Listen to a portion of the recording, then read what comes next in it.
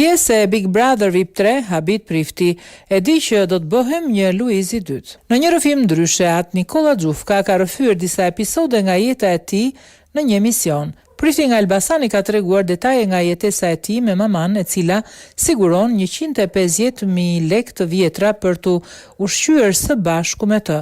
Në kundërshtim me Janullatusin, atë Nikola ka treguar se nuk merr një rrogë dhe se ja del me ndihmat e besimtarve.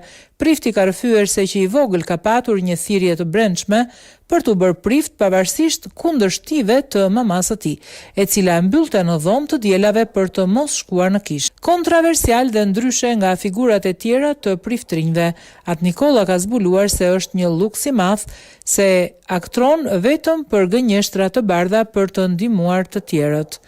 Në fund të intervistës, ai ka ndarë dhe një sekret. Ai ka treguar se një gazetare ka pyetur nëse do të merrte pjesë në Big Brother VIP. Nuk mund të hyj, nuk mund të bëhem një Luizi 2 se e di që do të bëhem, shprehur ai.